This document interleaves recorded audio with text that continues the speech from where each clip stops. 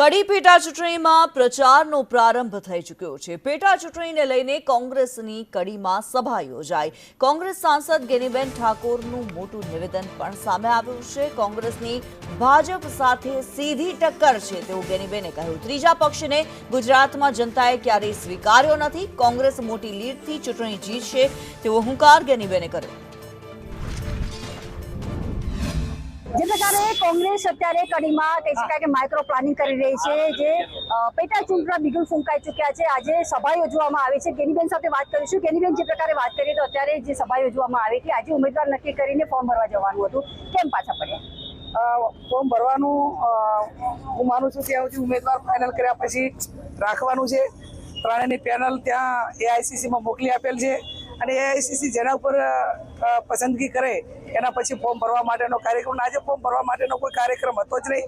કોંગ્રેસના કાર્યકરોને મળવાનો અને ત્રણેય ઉમેદવારો એક મંચ ઉપર આવીને તમામ કડીની જનતાને એવું આશ્વાસન આપે કે અમે બધા જ એક છીએ અને એ પ્રમાણેનો આજનો કાર્યક્રમ। ભારતીય જનતા પાર્ટીએ કયો ઉમેદવાર નક્કી કરવો હોય એમના પોતાનો નિર્ણય હોઈ શકે, એમાં અમારે કાંઈ લેવા દેવા નથી। જે ઉમેદવાર ભારતીય જનતા પાર્ટી મૂકે એને કોંગ્રેસ પાર્ટી કોંગ્રેસના ઉમેદવારોને કાર્યકરો હરાવવા માટે સક્ષમ છે। ચોક્કસ જે પ્રકારે ગેનીબેને કહ્યું કે કોંગ્રેસ જે છે તે અત્યારે એકદમ ટક્કર આપી રહી છે બીજેપી પાર્ટીની, અને જે પ્રકારે માઇક્રો પ્લાનિંગ યોજવામાં આવી રહ્યું છે, તેમને જે નવી બે પાર્ટીઓ છે તેમને ઇગ્નોર કરીને સીધું જ ભાજપ પર નિશાન તાક્યું છે કે અમારી સીધી ટક્કર ભાજપ સાથે છે અને આ વખતે કોંગ્રેસ છે તે પોતાનો ગઢ જાળવી રાખશે।